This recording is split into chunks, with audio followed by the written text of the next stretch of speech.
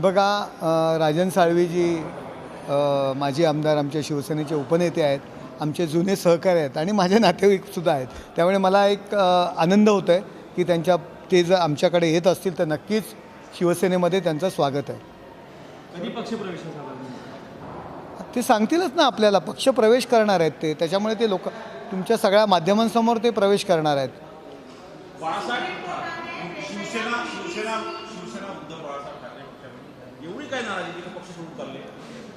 राजन साळवीजी हे शिवसैनिक आहेत. शिवसेनेच्या जडणघडणीपासून शिवसेनेमध्ये आहेत. संजय राऊतांसारखे पगार चालू झाला संपादकीय म्हणून शिवसेनेत आलेले नाही आहेत. त्यांना पक्षाची भूमिका, हिंदुत्व या सर्वातून शिवसेनेकरता त्यांनी लाठाखाट्या खाल्लेल्या आहेत आणि एक सहानुभूती म्हणून उद्धव बाळासाहेब ठाकरे यांच्यासमोर ती मंडळी राहिली होती. परंतु आता सगळ्यांच्या लक्षात आलेलं आहे की केवळ खुर्चीकरता बाळासाहेबांचं तत्त्व, बाळासाहेबांचं हिंदुत्व यांनी सोडलेलं आहे आणि त्यामुळे यांच्यामागे जनाधार राहिलेला नाही आहे. आणि जो लोकप्रतिनिधी म्हणून काम करत असतो, जो नेता असतो, त्यांच्यासमोर जर लोकच नसतील, शिवसैनिक नसतील तर तिकडे कशाकरता राहतील? आणि शिंदेसाहेबांचं जे नेतृत्व आहे, शिवसैनिकाच्या मागे खंबीरपणे उभं राहणारं नेतृत्व आहे. जरी पराभव झाला तरीसुद्धा त्याला ते सोडून देणार नाहीत, तर त्यांच्या पाठीमागे ठाम उभे राहणार. राजन साळवी साहेबांनी अनुभव घेतला आहे.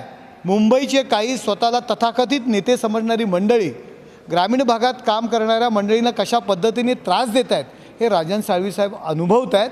त्यामुळे राजन साळवी साहेब कदाचित उद्धव बाळासाहेब ठाकरे यांना सोडत असतील.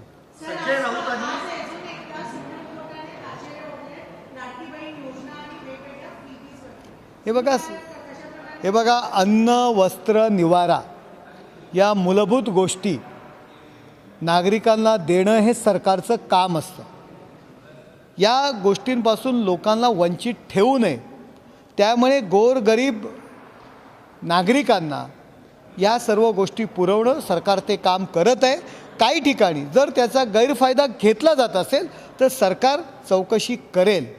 सरकारची एक भूमिका असते, त्याकरता लोकांनी त्यांना निवडून दिलेलं असतं आणि लोक ज्या पद्धतीने सांगतील, लोकांना जे पाहिजे ते देणं सरकारचं काम असतं. ठीक आहे, कोर्टाने त्यांची भूमिका सांगितलेली आहे, परंतु हा काही निर्णय नाही दिलेला आहे आणि सरकारच्या भूमिकेप्रमाणे वागतं. अन्न, वस्त्र, निवारा या मूलभूत गोष्टींकरता ज्या ज्या गोष्टींची मदत लागेल ती देणं सरकारचं काम आहे, ते सरकार करत असतं. योजना गरजू लोकांसाठी असतात. लाडकी बहीण योजना ही सरसकट तुम्ही आणली. ज्यांना गरज आहे त्याच्यासाठी योजना अपेक्षित आहे. सरकारचा पैसा हा म्हणजे जनतेचा पैसा असतो, तो गरजू लोकांपर्यंत पोहोचणं अपेक्षित असतं. त्याचा वापर राजकीय पक्ष निवडणुकांसाठी करतात. बेघर लोक आहेत त्यांच्या शेतकऱ्यांसाठी वापर करावा, या संदर्भात ही सुनावणी होती. याबद्दल तुमचं मत? गरजू लोकांकरताच ही योजना आहे. गरजू त्याचा फायदा घेत आहेत. काही ठिकाणी चुकीच्या पद्धतीने जर काही गोष्टी घडल्या असतील तर ती रद्दही करतोय ना आम्ही. त्यांचं ज्यांनी 4 व्हीलर आहे त्यांनी फॉर्म भरला लाडकी बहीण योजनाचा, आम्ही म्हणतोय का की तो त्यांना पण द्या? आम्ही म्हणतोय त्याच्यावरती कारवाई करा. या उलट विरोधक, स्वतःला तत्त्वज्ञानी आणि समाजवादी म्हणणारी लोक त्यावर टीका करत आहेत. सरकारने दिलेले पैसे आता परत घेत आहेत. कोणाचे पैसे परत घेतो आहे आम्ही? की ज्यांनी यामध्ये चुकीच्या पद्धतीने माहिती दिली, जरी त्यांची परिस्थिती आहे तरीसुद्धा त्या योजनेचा लाभ घेतला, त्यांच्यावर कारवाई करतो आहे. दोन्ही बाजूने बोलत आहे दुतोंडी सापासारखं. त्यामुळे सरकारची भूमिका बजावत असते.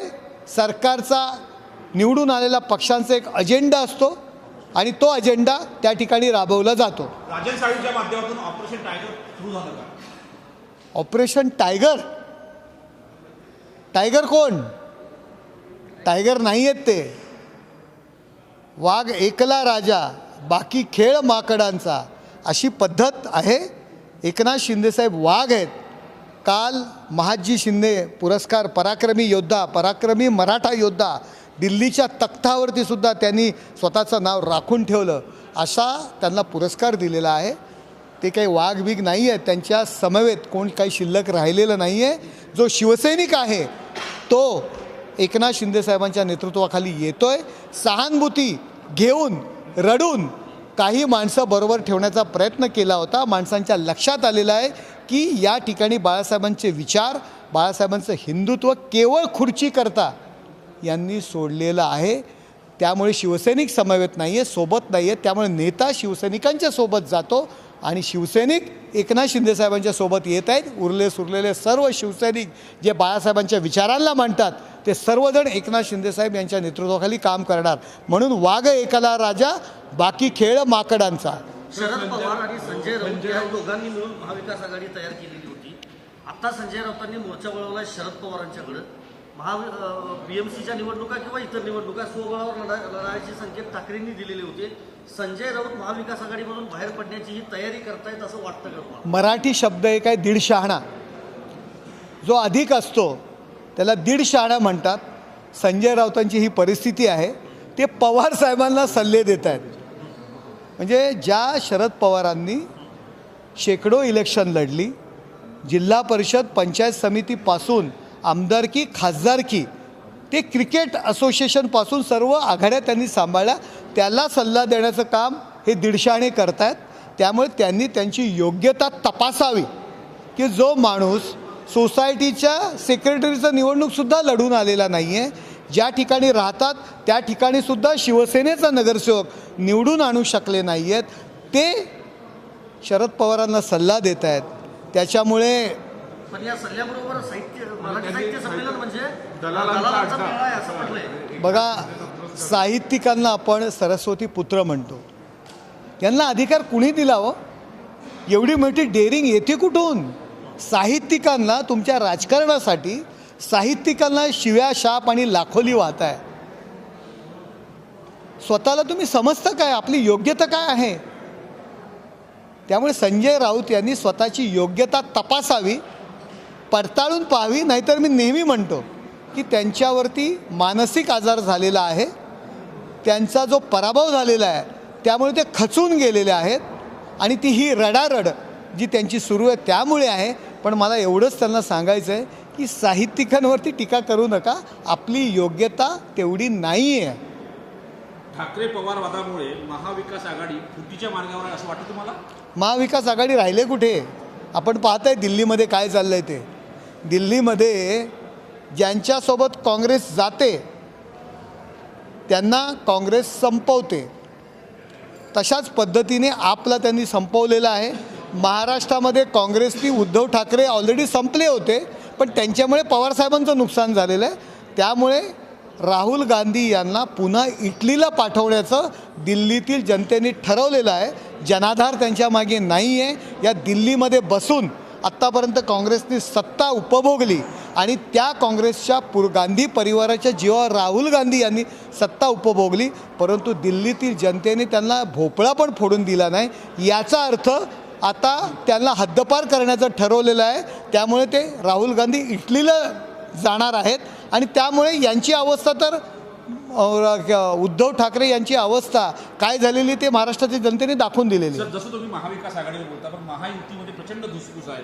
क्षीरसागर विरुद्ध मुश्रीफबाग, सत्तार विरुद्ध शिरसाट, यावरती काय उपाय आहे? नाही, असं काय नाही आहे. बघा, एक घर असलं की वेगवेगळे विचार वेगवेगळ्या लोकांचे असतात, परंतु घर म्हणून सगळे एकत्र असतात. तसा तो प्रकार आहे. असला तर मला वाटत नाही. महायुती अतिशय परफेक्ट चाललेली आहे. गेले 2.5 वर्ष परफेक्ट चालली, पुढची 5 वर्षसुद्धा चालणार. कशासाठी येत असेल? संजय राऊतांना विचारा. बहुतेक राहुल गांधी यांना भेटण्याकरता येत असतील, त्यांचे अश्रू पुसण्याकरता येतील. समदुःखी आहेत, त्यामुळे त्यांनी भेटणं गरजेचं आहे.